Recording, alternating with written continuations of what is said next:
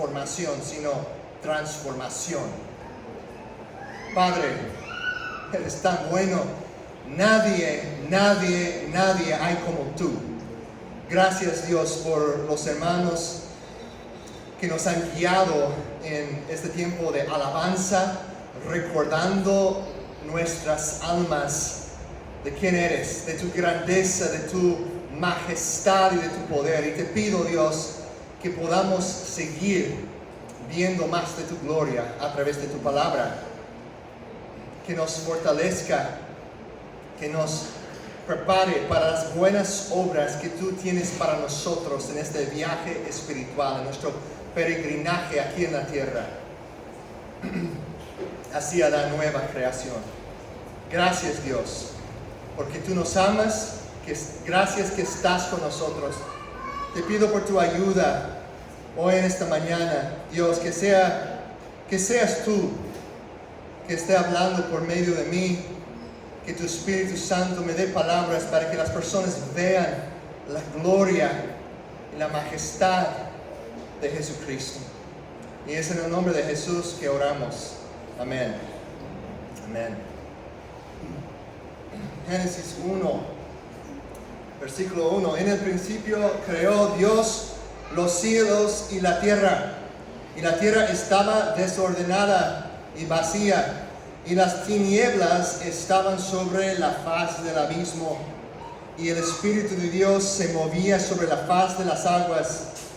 Y dijo Dios: sea la luz, y fue la luz. Y vio Dios que la luz era buena, y separó Dios la luz de las tinieblas, y llamó Dios a la luz día, y a las tinieblas llamó noche. Y fue la tarde y la mañana un día. Amén. Esta es la palabra de Dios. Entonces, empezamos. Quiero darles un resumen de este libro de Génesis.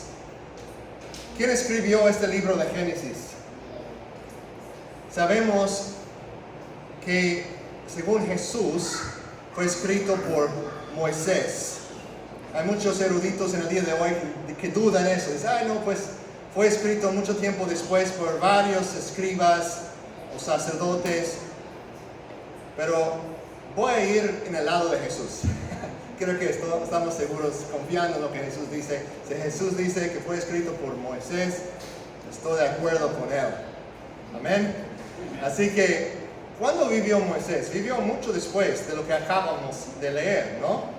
Y él, durante el tiempo que estaba escribiendo este libro y otros 4, ¿verdad?, que sabemos, que conocemos como Torah, como la Torah, los primeros 5 libros de la Biblia, que durante ese tiempo los israelitas habían salido de Egipto y estaban vagando en el desierto, tratando de llegar a la tierra prometida. ¿Sí recuerdan esa historia?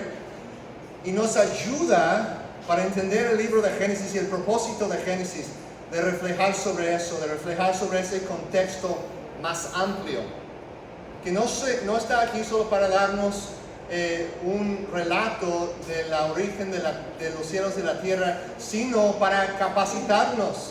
Si nos enseña sobre eso, ¿verdad? Podemos confiar en Dios, en su palabra, en lo que dice sobre cómo Él creó el mundo, pero el propósito va más allá que solo informarnos de eso. El propósito es para capacitarnos. Y Moisés, escribiendo eso, dirigido por el Espíritu Santo, lo estaba haciendo para equipar a los israelitas, para prepararlos para entrar en la tierra prometida. Interesante, ¿no? Se cambia un poquito la manera que nos acercamos a estos primeros capítulos cuando entendemos su propósito original, que forman parte de esos 5 libros de Moisés, escritos para preparar el pueblo de Dios para ir y tomar posesión de la herencia que Dios les había dado. Y nosotros también andamos, dice Pedro en 1 de Pedro 1, que andamos como extranjeros aquí, como peregrinos en la tierra, y vamos hacia la nueva Jerusalén, nuestra tierra prometida, el cielo, lo que va a ser la resurrección, un cielo nuevo, tierra nueva, ¿verdad? los nuevos cielos y la tierra nueva. Vamos hacia esa esperanza de estar cara a cara con Cristo. Y nosotros estamos aquí en este viaje espiritual, en este peregrinaje. Y este libro también fue escrito por nosotros. Dice 2 de Timoteo 3:16, ¿verdad? Que toda la escritura es inspirada por Dios, exhalada por Dios, ¿verdad? Inspirada por Dios y es útil, ¿verdad? Para enseñarnos, para reprendernos, para corregirnos y para instruirnos en la justicia. Entonces, vamos aquí con mucha confianza de que Dios nos quiere hablar hoy, amén, a través de su palabra. Él quiere capacitarnos para este viaje espiritual en lo cual nos encontramos hoy en día. Y el resumen, entonces, podemos decir que cada historia en el libro de Génesis de alguna manera refleja ese resumen, que de alguna manera Dios está usando la información en esta historia para capacitar a su pueblo. Aquí pienso que Dios, en estos primeros versículos de Génesis, quiere dar a su pueblo, que Moisés quería dar a los israelitas, un recordatorio de la majestad, del poder de Dios como creador. Que quería recordarles que no hay nadie como Dios, que Él es el creador. En el principio creó Dios los cielos y la tierra. Todo lo que hay viene de Dios. Todo lo que existe viene de Él. Él es el creador. Es como los israelitas, imagínense, ahí están en el desierto vagando, quejando. Ay, pues ese alimento, esa comida que tenemos, esos taquitos allá en Egipto, ¿no? Eran tan sabrosos y aquí estamos en el desierto. Estamos en el desierto con esa comida horrible y no hay mucha agua y están quejando, olvidándose de la grandeza de Dios. Y es como Dios está diciendo, párense, alto. Miren hacia arriba. ¿Qué está allá? Bueno, los cielos. Inmensos. ¿Quién formó eso? El que está contigo. El que te va guiando. Mira la tierra abajo de sus pies. Tan firme. Sólida. ¿Quién formó esa tierra? El Dios que va con ustedes. Jehová, Yahweh, el Creador. Él es su Dios. Son su pueblo. Él que hizo todo. Él está con ustedes. Así que ánimo. Y es interesante que cuando hablamos del pueblo de Dios en el libro de Génesis, los primeros, Adán y Eva, ¿verdad? Es el pueblo de Dios. 2 personas nomás en ese entonces. Pero ellos, ¿dónde se encuentran? Donde los vemos por primera vez, se encuentran, ¿dónde? En un lugar muy peligroso, en un lugar desierto, sin agua, no. Se encuentran en un huerto, en un jardín hermoso con todo lo que necesitan, seguros bajo la protección de su Dios. Al final del libro de Génesis, ¿dónde se encuentra el pueblo de Dios? Entre capítulos 2 y 50 hay mucho pecado, muchos problemas, muchos fracasos de parte del pueblo de Dios. Pero al final del libro, ¿dónde se encuentran?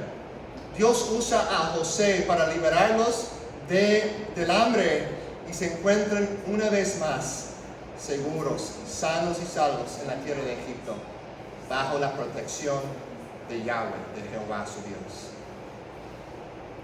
¿No piensen que Dios les está enseñando algo con todo esto?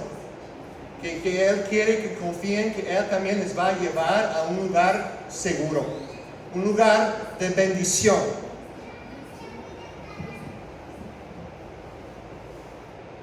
Entonces, es importante para nosotros reconocer que no hay nadie como Dios. Él es santo, Él es el creador y nosotros somos criaturas. A veces Dios nos confunde. A veces decimos, ay, ¿por qué hizo eso Dios? O no lo decimos, pero lo pensamos. Tenemos miedo de decirlo quizás, pero lo pensamos. ¿Qué pasa? ¿Qué onda? ¿Por qué Dios está haciendo eso? ¿Por qué está permitiendo eso? Y es útil para nosotros en esos momentos recordar, Él es el creador y nosotros no lo somos. Somos criaturas. Él es infinito. ¿Qué quiere decir eso? Sin límite, ¿verdad? Y nosotros, limitados, finitos. Vemos los cielos, Él los formó, tan inmensos. O sea, solo vemos un pedacito ahí, ¿verdad? Pero si saliéramos de aquí, podremos ver lo inmenso que es el cielo. Pero eso también tiene límite, tiene un fin. No es eterno, no es infinito, fue creado por Dios. Dios es el único infinito, el único sin fin, el único eterno. Dice en el Salmo 92, Salmo capítulo 90, versículo 2, escrito por Moisés, interesantemente, dice: antes que los montes fueran engendrados y nacieran la tierra y el mundo, desde la eternidad y hasta la eternidad, tú eres Dios. ¿Alguien hizo a Dios? Niños que están aquí presentes, ¿quién hizo a Dios? Nadie, ¿verdad? Nadie. Dios no tiene comienzo, no tiene principio. Él es el principio y el fin. ¿Qué de Jesucristo? Algunos quieren decir que Jesús está creado aquí al principio. ¿Fue creado Jesucristo? ¿Quién hizo a Jesús? El Hijo de Dios. Nadie. Él es uno con el Padre. Dice en Juan capítulo 1. En el principio, empieza casi igual que esto. El Evangelio de Juan capítulo 1. En el principio ya existía el verbo. El verbo es Jesucristo, porque más adelante en el versículo 14 nos dice que aquel verbo se hizo carne, se hizo hombre y habitó entre nosotros. Y hemos contemplado su gloria, la gloria que corresponde al Hijo unigénito del Padre, lleno de gracia y de verdad.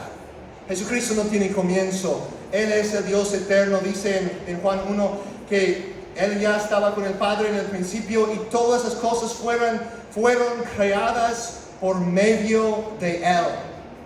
Y sin Él, nada, absolutamente nada. Sin Él, nada de lo creado llegó a existir. En Él estaba la vida y la vida era la luz de la humanidad. Esta luz resplandece en las tinieblas y las tinieblas no han podido extinguirla. Es Jesucristo, el Dios eterno, creador. El Padre creó todas esas cosas por medio de Él. Es importante recordar eso.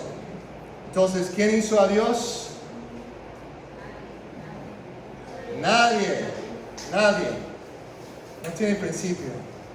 Él es eterno. Génesis es el relato del comienzo de todo, menos una cosa: Dios.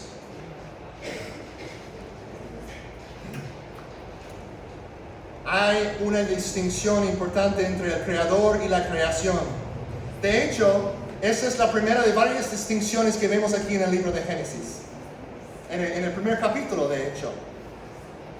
Distinciones: creador, creación. ¿Notaron alguna otra distinción en este pasaje? Hay otro en el versículo 4. Tinieblas y luz. Noche y día. Dios separó las tinieblas de la luz. Llamó las tinieblas noche y la luz día. Eso es un patrón que va desarrollando en este capítulo. Por ejemplo, en el versículo 7 también vemos otro. ¿Qué ven allí? ¿Qué otra separación o distinción existe en el versículo 7? ¿Alguien lo ve ahí? Separación entre las aguas. Aguas de arriba con las aguas de abajo. Otra distinción. Luego, en el versículo 14 vemos otra distinción. ¿Qué es? Tiene que ver con noche y día, pero dice, versículo 14, Dios luego dijo: haya lumbreras en la expansión de los cielos para separar el día de la noche y sirven de señales para las estaciones, para días y años. Otra vez vemos una separación. Y creo que hay uno más, aunque no usa esa palabra, al final de la creación de Dios, en el capítulo 1, Dios forma ¿a quién? Al ser humano. Distinto de lo demás de su creación. Distinto de los animales. ¿Cómo? Es el único que posee imagen de Dios, la imagen de Dios, ¿verdad? Hay una separación entre el ser humano y los animales. Es curioso eso. Ahora, recuerden el contexto más amplio de Génesis. ¿Qué es lo que Dios está haciendo para su pueblo? Los está preparando para entrar en la tierra prometida. Los va a dar su ley. Y en su ley también va a hablar sobre la importancia de la separación. Va a hablar sobre la importancia de ser distintos de los demás pueblos. Los demás pueblos, ¿qué hacen? Ellos adoran la luna y el sol. Las naciones que en la tierra donde ellos iban a tener que entrar para vencer y poseer la tierra que Dios les había prometido, iban a tener que enfrentarse con naciones paganas que adoraban la luna, el sol, el agua, el abismo. Vemos un gran contraste aquí. Dice, no, su Dios, Él no es agua, Él no es un árbol. Él es el Dios creador que hizo todo eso. Hizo todo eso. Ellos adoran adoran y también temen a ciertas cosas en la creación. Las naciones paganas, o sea, hay un demonio, hay un espíritu malo en ese arbusto, hay un espíritu malo en ese tipo de animal. O cuando viene la lluvia o la nieve es por la maldición de unos espíritus ahí en el cielo. Dios dice, no, yo soy el único Dios. Yo soy el creador de todo. Y toda mi creación también es buena. Noten como dice en Levítico 11:44, porque yo soy el Señor, su Dios. Yo soy Yahweh, su Dios. Por tanto, conságrense y sean santos, porque yo soy santo. ¿Qué otra palabra para santo? Es apartado, ¿verdad? Separado. Entonces Dios quiere que su pueblo sea separado. Es interesante, ¿no? Que desde el principio, desde el primer capítulo, les está enseñando sobre la separación, sobre las distinciones que Él quiere hacer. Él quiere que sean su pueblo apartado para sus buenos propósitos en la tierra, para reflejar su luz a las naciones. Como la luna refleja la luz del sol, nosotros fuimos creados como pueblo de Dios para reflejar su gloria.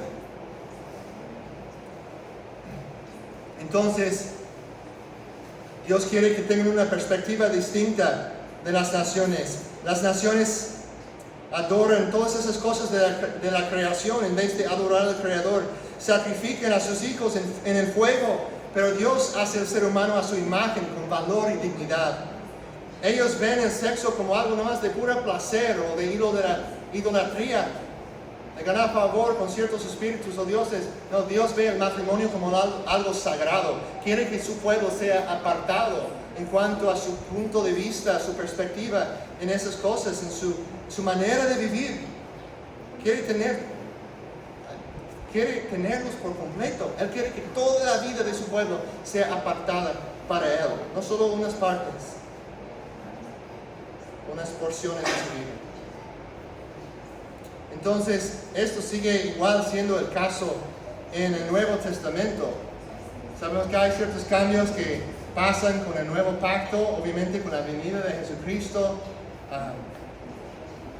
Muchas cosas que entendemos, ¿verdad? Que ahora, por medio de Jesucristo, confiando en Él, no estamos bajo la ley, sino bajo la gracia.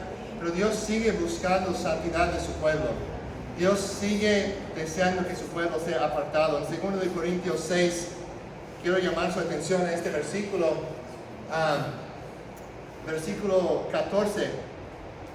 No estén unidos en yugo desigual con los incrédulos, pues ¿qué asociación tiene la justicia y la iniquidad? ¿O qué comunión la luz con las tinieblas? Note eso, luz y tinieblas mencionados allá.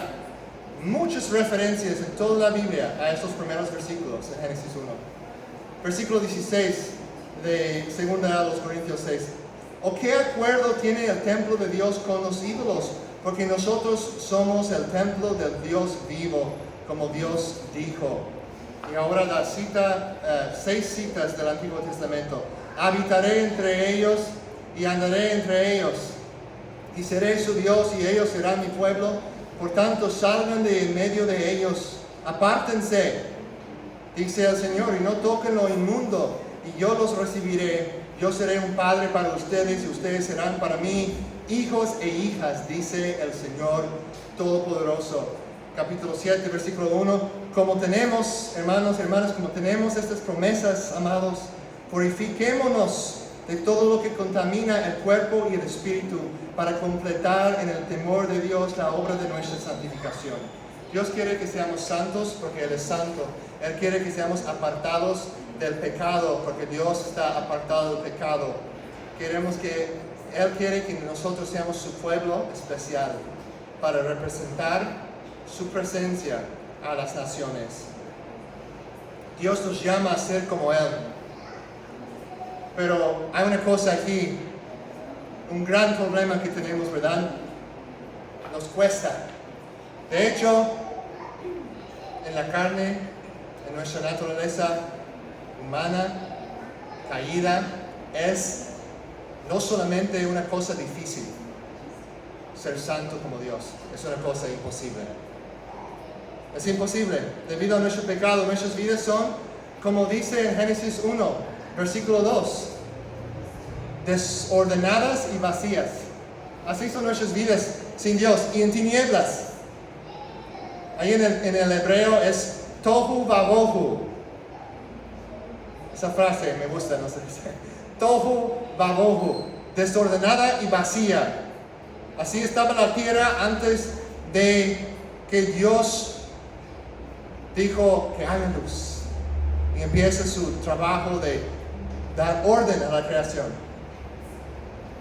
Y no creo que este versículo indica que había pecado en ese entonces, pero creo que sí es una imagen para nosotros de cómo son nuestras vidas antes de la nueva creación que produce Jesucristo en nosotros. Nuestras vidas antes de conocer a Jesús, desordenadas y vacías, y en tinieblas. Pero hay buena noticia. 2 de Corintios 6 viene después de 2 de Corintios 4. Obviamente. 6 viene después del 4, ¿verdad? ¿Qué nos dice el capítulo 4 de 2 de Corintios? Dice también Pablo aquí, está haciendo referencia a Génesis 1. No lo pierden, es tan importante. Escuchen bien a esto. 2 de Corintios 4, versículo 6. Pues Dios que dijo, de las tinieblas resplandecerá la luz. ¿Cuándo dijo eso? En Génesis 1, ¿verdad? Que haya la luz. Y la luz llegó a existir. El Dios que dijo eso, el Dios que dijo de las tinieblas resplandecerá la luz, es el que ha resplandecido en nuestros corazones, que eran como tohu vabohu, desordenados y vacíos. Pero esa luz de Dios ha resplandecido en nuestros corazones ¿para qué? Para iluminación del conocimiento de la gloria de Dios en el rostro de Cristo. Su palabra, la palabra de Dios, la palabra, el mensaje de Jesús trae luz a nuestras almas, a nuestros corazones. Trae orden a ese vacío. Trae luz a la oscuridad. Nos llena de vida. Nos llena con su presencia. Ahora en Cristo somos nuevas criaturas. Entonces, la obra de Jesús es la base de nuestra santificación. No trates de ser santo sin Jesús, porque ser santo es ser más como Jesús. Ser santo no se trata tanto de lo que tú haces external como por afuera. Las cosas externas. Esas pueden ser a veces el resultado de la santidad verdadera, pero la santidad, el corazón de la santidad es llegar a ser más como Jesucristo. No importa si una persona parece saber mucho de la Biblia, si ayuna 5 veces a la semana, si nunca dice ni una grosería, que no fuma, que nunca se emborracha, no importa nada de eso si esa persona no es como Jesucristo. Y si no tiene a Jesucristo, pues es imposible ser como Jesús si no pertenecemos a Él, si no tenemos su espíritu morando en nosotros, si esa obra de conversión no ha sucedido en nuestro corazón. Entonces necesitamos creer y confiar en Jesús, que la luz de Dios brilla en nuestro corazón oscuro para darnos vida. Pero aún después de conocer a Jesús, bueno, ¿qué es la actitud correcta que debemos de tener? Decir, bueno, ya conozco a Jesús, Él es santo, así que estoy bien, voy a vivir como me dé la gana. No importa, porque ya soy de Jesús. No, los que de verdad conocen a Jesús tienen nuevos deseos. Y tenemos un nuevo Padre, ya no es el diablo, ya es Abba, Padre. Ya no tenemos un espíritu de esclavitud para caernos en el temor, sino el espíritu de adopción como hijos, por medio de quien clamamos, Abba, Padre, Papá, Dios. Tenemos un nuevo espíritu que vive en nosotros, y es interesante que en el versículo 2 de Génesis nos menciona el Espíritu Santo, ¿verdad? El espíritu de Elohim, Ruach Elohim, en hebreo la palabra por espíritu o viento o aire es Ruach. Me gusta decirlo. No se vayan a creer que soy experto en hebreo, pero me gusta estudiar los lenguajes. El Ruach Elohim, el Espíritu de Dios, aparece aquí.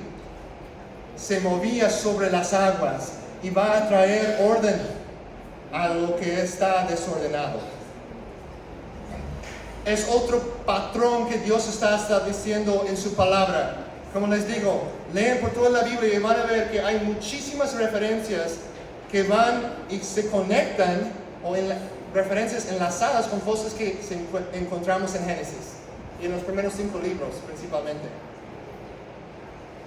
¿Dónde más aparece el Ruach sobre las aguas?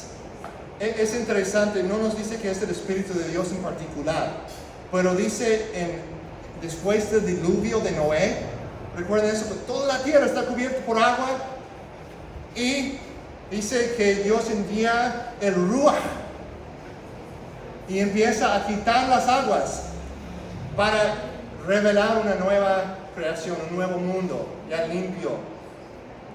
No completamente, porque Noé y su familia siguen siendo pecadores, pero es algo que señala hacia la nueva creación que todavía anhelamos para el futuro. Entonces ahí vemos el espíritu sobre las aguas, o el viento sobre las aguas, es como es traducido. También en la historia de Moisés, cuando Moisés va a partir el mar rojo, ¿qué dice la Biblia? Dice que el Ruach, un Ruach fuerte sopló sobre las aguas. Interesante, ¿no? Ruach, aguas, 3 veces. Ahí hay otros que podría mencionar. Pero creo que ahí todo nos señala hacia una historia en el Nuevo Testamento donde una vez más vemos el Espíritu de Dios sobre las aguas. ¿Recuerdan esa historia? Mateo capítulo 3. Jesús está en las aguas. Va a ser bautizado por Juan el Bautista. ¿Y quién aparece sobre las aguas? El Espíritu de Dios, en forma de paloma, dice, ¿verdad? Entonces, es bonito como un recordatorio. Tú puedes decir, pues Natán, eso es mucho, como estás estirando las cosas ahí, inventando, estudiando la Biblia, yo veo muchas conexiones así. Sí, es importante tener cuidado, que de no pensar que siempre hay una conexión solo porque se usan las mismas palabras. Pero el punto que quiero enfatizar en eso es que Jesucristo es capacitado por el Espíritu Santo. Después de ese momento, aunque Él es Dios encarnado, Él nos muestra cómo vivir una vida en dependencia del Espíritu. El Espíritu está sobre Jesús y lo guía en el desierto y lo capacita para su ministerio sobre la tierra por 3 años. Y de igual manera, Jesús, después de su resurrección, dijo a sus discípulos, dice, como el Padre me ha enviado a mí, así los envío a ustedes. Y luego dice que acto seguido sopló sobre ellos y dijo, reciban el Espíritu Santo. Nosotros, hermanos, si confiamos en Jesús, si pertenecemos a Dios, tenemos el Espíritu Santo. El que no tiene el Espíritu de Cristo no es de Él, nos dice en Romanos 8. Todos los que pertenecen a Jesús han sido sellados con su Espíritu, nos dice en Efesios 1. Si tú conoces a Cristo, tienes el Espíritu, el mismo Espíritu que se movía sobre las aguas, el mismo Espíritu que dio poder a Moisés y a los profetas para vencer reinos, para avanzar el propósito de Dios. Ese mismo Espíritu que estaba sobre Jesús en su bautismo está viviendo en ti y te da poder para vivir en santidad, para vivir apartados del pecado, para los propósitos de Dios en el mundo, en la misión de Jesús. ¿No son buenas noticias esto, hermanos, hermanas? Amén. Sé que hace calor, pero buenas noticias. Dios, el Espíritu, el Ruach Elohim está contigo. Está con nosotros. Si Dios está con nosotros, ¿quién puede estar en contra? Entonces, hermanos, les hago la pregunta. Reconociendo que no hay nadie como nuestro Dios, que nos llama a ser apartados como Él, por su Espíritu, por el poder de su Espíritu, ¿cómo se ve para ti esta tarde? ¿Cómo se vería la santidad en tu vida esta tarde? Con tu familia, con tus amigos. Llegando a la casa, estoy frustrado porque mi hijo se está portando mal, no sé qué hacer con él, mi hija sigue quejando de eso, quiero perderlos, me siento que voy a perder los estribos con ellos. Recordando el Evangelio, todo está basado en lo que Dios hizo, ¿verdad? Recordando el Evangelio puedo recordar el amor y específicamente la paciencia del Padre para conmigo. Oh Dios, tú has sido paciente conmigo, ahora por tu Espíritu ayúdame a ser paciente con mis hijos, para que ellos vean el amor del Padre en mí. ¿Sabes de una necesidad? Alguien que necesita ayuda en esta comunidad y dices, estoy cansado, he trabajado muchas horas esta semana, no tengo ganas de ir a ayudar a esa persona. Recordar en ese momento la perseverancia de Cristo, lo que Él hizo en la cruz, que perseveró hasta la muerte por nosotros. Decir, Señor, Espíritu Santo, recuérdame de eso, con esa verdad, despierta en mí una energía para ir y servir como tú me has servido a mí. El Evangelio cambia todo, recordando lo que Dios ha hecho por nosotros, cambia todo. En esta semana, ¿cómo va a manifestarse la santidad, la presencia de Jesús en tu vida, en tu trabajo, con tu esposa, con tu esposo, con tus hijos, en la playa, donde quiera que tú te encuentres? ¿Cómo va a manifestarse la presencia santa de Dios en tu vida? Eso sucede cuando recordamos lo majestuoso que es nuestro Dios, lo grande que es nuestro Dios, su amor para con nosotros reflejado en Cristo. Y el Espíritu Santo se deleita en tomar esas verdades, aplicarlas a nuestros corazones y despertarnos para servirle a Él, para honrarle a Él en todas las cosas cotidianas de la vida. Amén. Vamos a tomar un momento para recordar la cena, para recordar a Cristo, mejor dicho. Vamos a recordar a Cristo como Él nos mandó a hacer. Él nos dijo, hagan esto en memoria de mí. Partió el pan, les dio la copa y dijo, este es mi cuerpo entregado por ustedes. Esta copa es mi sangre vertida por ustedes. Sabemos que Él está hablando simbólicamente ahí, ¿verdad? Pero eso es un acto de obediencia para los que son creyentes en Cristo. Si has confiado en Él, eres bienvenido para participar en ese tiempo de tomar del pan y tomar de la copa. Es un tiempo para examinar nuestros corazones, recordando que no somos dignos. En primer lugar, dices, ay, pues no sé, pequé mucho en esta semana. Pues confiésalo. Tenemos un Dios que es fiel y justo para perdonar nuestros pecados. No sigas en tu pecado, no sigas en la culpa. Ese es un momento para recordar y confesar, para que puedas venir con gozo.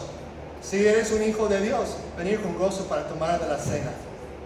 Y si no conoces a Dios, eso no es un tiempo para ti, pero anhelamos que conozcas a Él. Si tienes preguntas sobre lo que significa creer en Cristo, ser hijo de Dios, con mucho gusto hablamos contigo. Es la cosa más importante en la vida. Y es lo que estamos recordando aquí, su cuerpo y su sangre vertido por nosotros. Así que vamos a tener una canción instrumental aquí durante el canto. Los que son creyentes son bienvenidos a participar, a acercarse, tomar del pan y de la copa. Y les animo, por cuestiones de queremos buen testimonio y guardar el salud y todo, pongan la mascarilla, la cubrebocas para acercarse a los elementos, ¿verdad? Y vamos a tratar de tener cuidado. Yo, pues, hay confianza, pero yo sé que van a cuidarse en eso. Así que vamos a orar y participar juntos. Padre, Creador de los cielos y de la tierra, Jesús, tú estabas ahí, por medio de ti todo fue creado. Sin ti nada de lo creado llegó a existir. En ti está la vida. Deseamos que nos llenes con esa vida, con esa luz. Gracias que tú ya proveíste una manera que podamos ser santos, no por nuestros propios esfuerzos, sino por tu esfuerzo en la cruz, tu obra ya llevada a cabo en nuestro lugar en la cruz. Y celebramos tu resurrección, tu victoria sobre la muerte. Proclamamos tu muerte hasta que tú vienes por segunda vez. Te amamos, Padre, porque tú nos amaste primero. Te amamos, Jesús, porque tú moriste por nosotros. Te amamos, Espíritu Santo, porque tú vives en nosotros. Eres un solo Dios perfecto en todo lo que haces. Te adoramos, Dios. Prepara nuestros corazones a llegar aquí no pensando que lo podemos merecer, sino recordando que tú lo lograste en la cruz por nosotros. Nos has hecho dignos por tu sangre.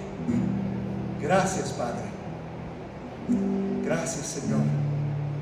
Gracias te damos. En el nombre de tu Hijo. Amén.